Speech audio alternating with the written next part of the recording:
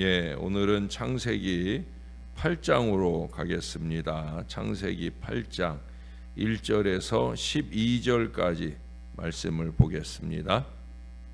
제8장.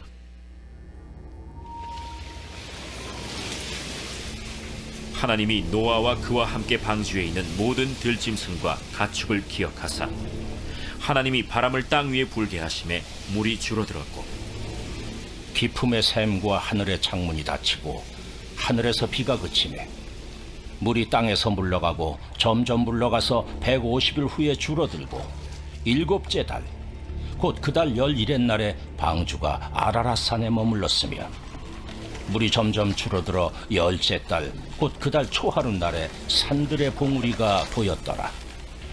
40일을 지나서 노아가 그 방주에 낸 창문을 열고 까마귀를 내놓음에 까마귀가 물이 땅에서 마르기까지 날아 왕래하였더라. 그가 또 비둘기를 내놓아 지면에서 물이 줄어들었는지를 알고자 하매 온 지면에 물이 있으므로 비둘기가 발붙일 곳을 찾지 못하고 방주로 돌아와 그에게로 오는지라.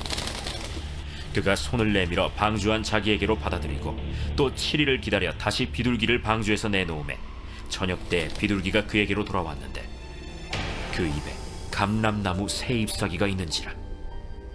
이에 노아가 땅에 물이 줄어든 줄을 알았으며 또 7일을 기다려 비둘기를 내놓음에 다시는 그에게로 돌아오지 아니하였더라. 아멘. 어느 목사님이 미국에 있는 한 성도님으로부터 편지를 받았어요.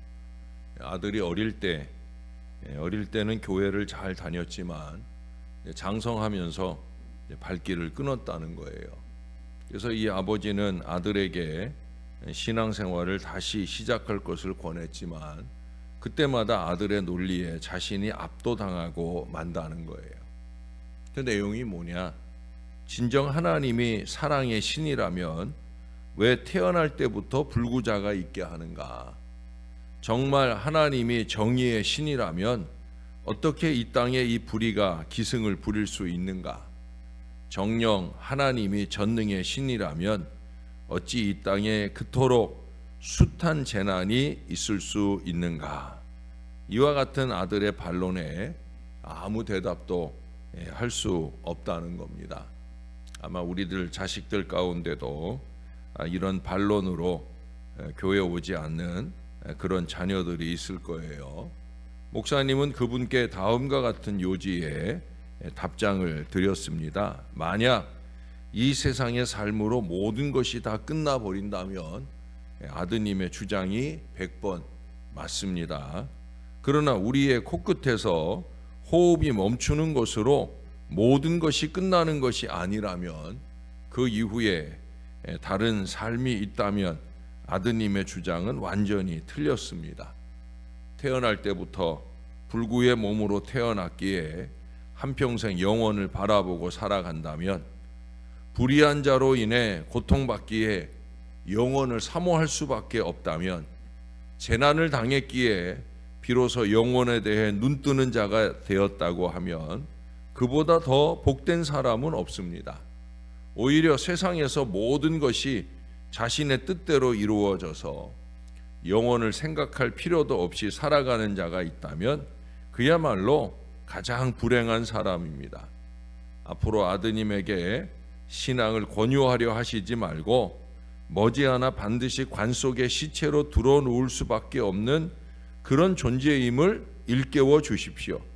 언젠가 아드님이 죽음이란 남의 것이 아니라 바로 자신의 것임을 인식하게 될 때 그는 영원한 생명의 하나님을 향하여 돌아서게 될 것입니다 라는 그런 내용의 답장이었습니다.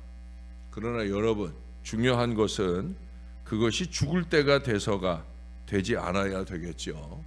하나님께 돌아섬, 그게 언제나 최고의 희망입니다. 우리에게는 한 가지 더하여 말씀 앞에 돌아섬, 바로 그 신앙 자세가 필요한 거예요. 노아가 보낸 까마귀와 비둘기는 많은 비유로 사용이 되었습니다. 어떤 주석가는 말하기를 이 까마귀는 어둡고 무서운 율법의 그림자다. 맹렬하고 거칠고 침울하게 울기에 율법에는 평안이 없다라고 말하고요. 그러나 비둘기는 복음을 의미하며 그가 물고 온 감람 잎사귀는 평화를 상징한다 이렇게 말했습니다. 그러나 비유는 비유일 뿐 진리는 아닙니다. 그럴 듯이 만들어낸 이런 이야기들을 추종하다가는 말씀의 미로에 빠질 수 있으니까 우리가 잘 경계해야 합니다. 중요한 것은 분별이에요. 이 말씀이 주는 바 그 의미를 제대로 잘 분별하고 깨닫는 것, 어느 때든지 그것이 중요하겠죠. 자, 본문으로 돌아가서 비둘기는 왜 날아갔는가 하는 거죠. 그것은 비둘기에게 있는 날개 때문이죠. 본성이라는 거죠. 날개를 지닌 새는 본능적으로 날려고 합니다. 근데 1년 넘게 이 방주에 갇혀 있던 비둘기는 창문이 탁 열리자마자 자유를 찾아 날아갔어요. 우리의 영혼도 생각의 날개를 지녔습니다. 그래서 믿음에 머물러 있지 않고 이성적인 논쟁에 빠져들게 되고 하나님 외에 다른 어떤 대단한 사랑을 찾아 헤매기도 합니다. 하와가 또 아담이 빠진 시험이 이거죠. 자유의지라고 하는 생각의 날개가 있기 때문에 먹음직도 하고 보함직도 하고 지혜롭게 할 만큼 탐스럽기도 하다 하는 이 생각에 머물러 있다 보니 선악을 알게 하는 그 나무의 실과를 따먹게 되는 거예요. 결국은 생각의 날개를 주셨지만 내 맘대로의 생각에 머물러 있을 때에는 우리는 그런 어리석음을 범할 수밖에 없는 거예요. 그러나 세상 어디에 우리 하나님만한 사랑이 있겠습니까? 또한 비둘기는 노아가 보냈기 때문에 날아간 거죠. 언제든지 그런 거예요. 하나님께서 섭리하시고 이끌어 주시기에 우리가 그 이끄심을 따라 가게 되어지는 거죠. 예수님도 성령님에게 이끌려 시험을 받으셨어요. 그리고 예수님도 때로 우리를 세상에 보내십니다. 예수님께서는 우리로 시험에 빠지지 않게 하시고라고 기도하게 하셨지요. 그게 우리가 날마다 새벽 아침 예배를 마치며 되뇌이는 주기도문이라고 하는 기도입니다. 시험에 빠지지 않게 하시고, 이 기도는 시험의 자리가 있지 말게 해달라는 뜻이 아니에요. 시험에 직면할 수는 있지만은 그래도 그 시험에 지지 않고 그 시험을 이기게 해달라 하는 그런 뜻이에요. 그리고 주님이 허락하신 시험은 하나님의 사람을 유익하게 해주는 겁니다. 여러분, 크고 작은 시험과 환난이 오지만 그것이 우리에게 늪이 되지 않도록, 우리를 붙들고 늘어져 죽게 하지 못하도록 그 다음 기도를 간절히 외칠 수 있어야 됩니다.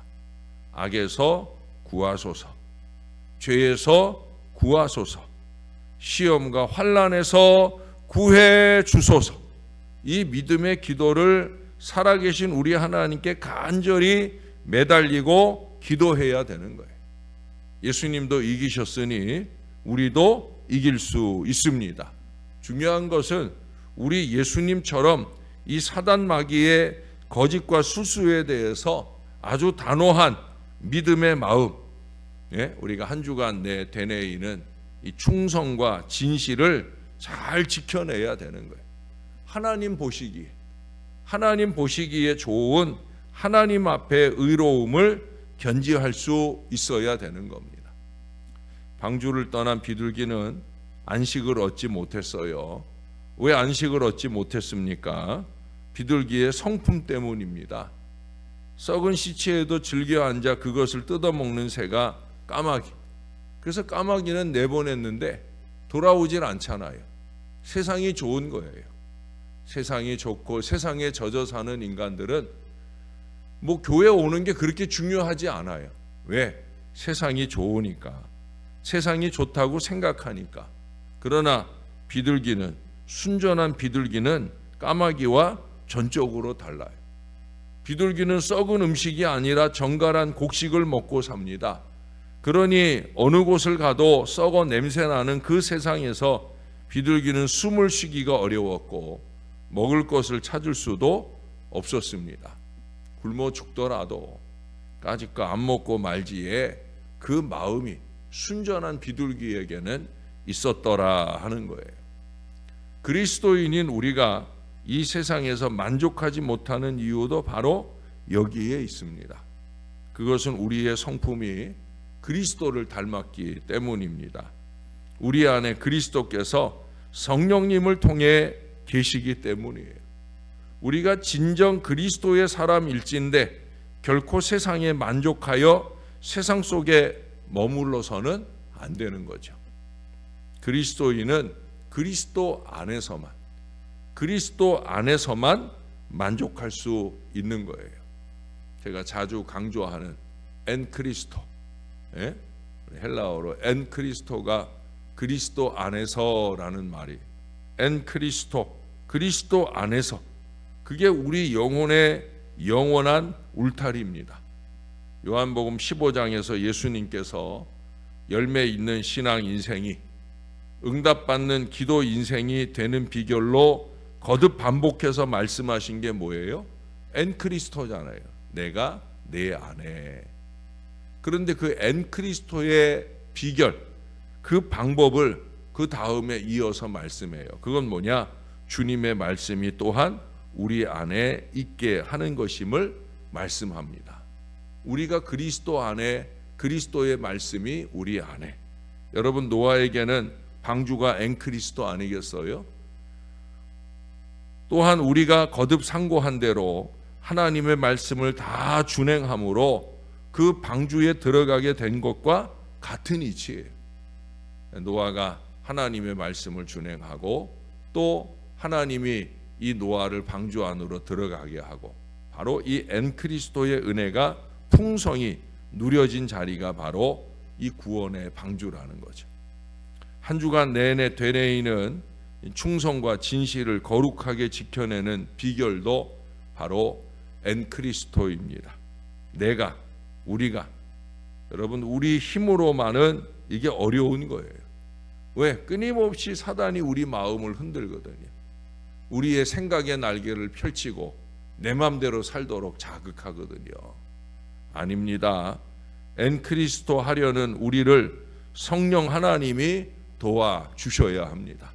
우리의 마음 중심을 꼭 붙들어 주시고, 그건 아니다, 그건 네가 먹을 거 아니다, 그건 네가 가질 거 아니다, 그건 네가 누릴 거 아니다, 지금은 그런 거 하는 시간 아니다, 깨우쳐 주실 때 정신을 바짝 차리고 엔 크리스토, 주님이 우리의 마음에 감동해서 우리가 꼭 해야 될 그 일에 마음을 집중하고 행할 수 있는 그 신령한 은혜가 성령 하나님을 통해 저와 여러분 안에 넘쳐야 될 줄로 믿습니다. 여러분, 여기 비둘기는 방주에서 멀리 날아갔지만 만족이 없어요. 거기 9절엔 뭐라고 표현하냐면 발붙일 곳을 찾지 못했다 그럽니다. 무슨 얘기예요? 쉴 곳이 없었다는 거죠. 그래서 날아갔던 곳에서 만족을 얻지 못한 이 비둘기는 다시 방주로 돌아왔어요. 마치 예수님을 부인했던 베드로가 주님의 눈빛과 마주치고 주님의 말씀이 생각났을 때 그때 눈물로 회개하고 돌아왔던 것과 똑같은 거예요. 언제나 돌아와야 희망이 있는 거예요.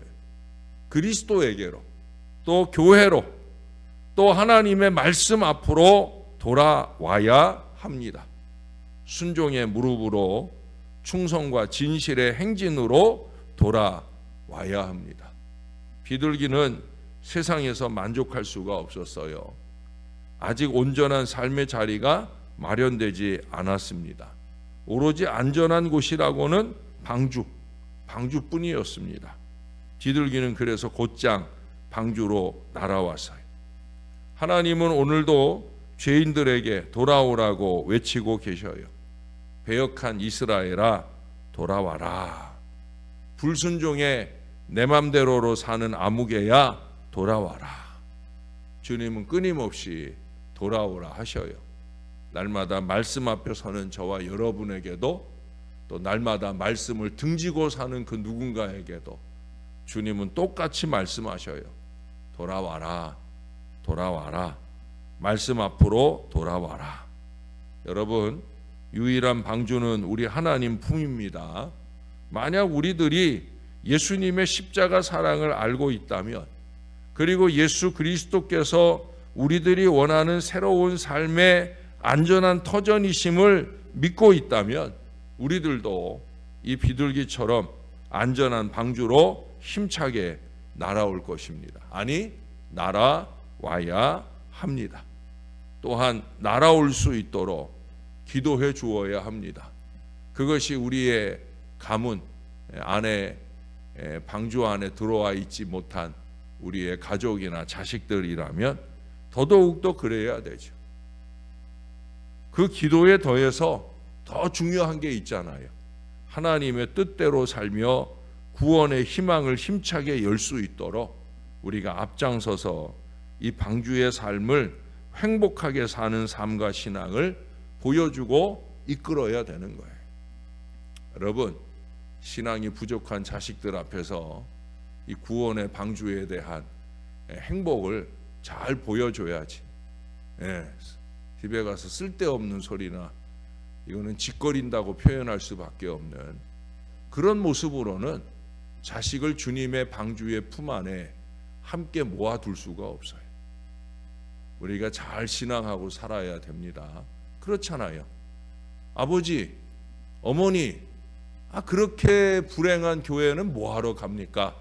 라고 말한다고 하면 우리가 무슨 말을 할 수가 있겠습니까? 여러분, 교회 생활을, 구원의 방주 생활을 행복하게 해야 합니다. 신령하게, 은혜롭게, 그리고 행복하게, 그렇게 기쁜 신앙생활을 잘하는 그런 모습으로 우리가 살아가야 우리의 자식들이 생각하지 않겠습니까? 신월제일교회는 구원의 방주가 맞겠구나. 예수님의 품 안이 구원의 방주가 맞구나. 우리가 그 믿음으로 주님 품 안에 올 수 있도록 저와 여러분이 하나님 안에서, 구원의 방주 안에서 행복한 신앙의 본을 잘 보여주며 이끌 수 있는 거룩한 주의 백성들이 다 되어 주시기를 우리의 구주 되시는 예수님 이름으로 간절히 축원합니다. 기도하겠습니다. 이제는 비가 그치고 방주가 아라랏산에 올라가 물이 마르기를 기다리는 때였습니다. 그때 하나님이 노아를 통해 비둘기를 내어 보내니 그 비둘기가 쉴 곳이 없어 다시 방주로 돌아옵니다. 방주가 가장 완벽한 안식처이기 때문입니다. 하나님, 저와 우리 모두도 언제나 우리가 신앙하고 섬기는 이 신월제일교회가 가장 완벽한 안식처라는 이 믿음을 가지고 신앙생활하게 도와 주옵소서. 목회자도 성도들도 이 구원의 방주 신월제일교회를 그런 안전한 또 행복한 그런 공동체로, 구원의 방주로 만들 수 있기를 위해 늘 골몰하고 노력하게 도와 주옵소서. 각자에게 주어진 책임을 충성과 진실로 정성을 다해 감당할 수 있게 도와주시고, 그래서 하나님께는 영광이 되고 우리가 섬겨내는 모든 일들로 통해 먼저는 우리 교회 안에 모든 성도들이 행복해질 수 있게, 은혜가 충만해질 수 있게, 시험을 당하여도 시험에 빠지지 않고 능히 악에서 구원받는 놀라운 역사를 경험할 수 있게, 우리가 그렇게 함께 열심낼 수 있게 도와 주시옵소서. 너나 없이 하나님 앞에, 우리 하나님 앞에 충성과 진실인 것을 잊지 말게 도와 주옵소서. 사람들 앞에도 보잘것없는 인생을 살며 어찌 하나님 앞을 말할 수 있겠습니까? 하나님의 일을 하는 것임을 잊지 말게 도와주시고, 그러기에 온전한 충성과 진실로 행하는 우리 모두의 신앙이 되어 나만 아니라 모두 함께 다 행복하고 은혜로운 구원의 방주 신월제일교회를 잘 가꾸어 갈 수 있게 은혜를 베풀어 주옵소서. 말 한마디 행동 한 번을 조심하여 하나님이 원하시는 그 거룩한 방주를 잘 완성해 가게 도와주시고 그 모습 그대로 우리의 가정 장막으로 우리의 이웃 가운데로 나아가게 해주셔서 우리 신월제일교회가 참된 구원의 방주다, 주님 품 안에 거하는 것이 진정한 행복이다 하는 것임을 우리의 온 삶으로 보여주고 증거하는 능력 있는 인생을 잘 살아내게 도와주옵소서. 우리가 주님 안에 주님의 말씀이 우리 안에 온전히 거하심으로 하나님, 우리가 무엇이든지 주님의 이름으로 구하는 바를 다 얻을 줄로 믿게 되는, 아니 다 얻을 수 있게 되는 놀라운 은혜를 누릴 수 있게 도와주옵소서. 엔크리스토 언제나 주님 안에서 날마다의 신앙 인생을 잘 살아낼 우리 모두가 될 수 있게 도와주옵소서. 입술로 이루어지는 것이 아니라 삶으로 이루어지는 것임을 잊지 말게 도와주시고 오늘도 그래서 주님 앞에 오후 시간 모여서 전도할 때 온 교인들이 교회 부흥을 바라는 입술의 말이 아니라 부흥을 위해 내 땀과 헌신을 드리는 뜨거운 전도의 시간을 통해 놀라운 부흥 역사를 열어가는 우리 신월제일교회가 되게 은혜를 베풀어 주옵소서. 내일 거룩한 주일을 온전히 준비하는 오늘 하루, 특별히 성찬식이 있는 종교개혁 기념 주일이오니 각자의 신앙의 개혁을 잘 갱신해 이루게 도와주시고 거룩하신 주님의 성찬을 받으며 영광 올려드릴 수 있도록 은혜 베풀어 주시옵소서. 감사합니다. 예수님 이름으로 기도합니다. 아멘.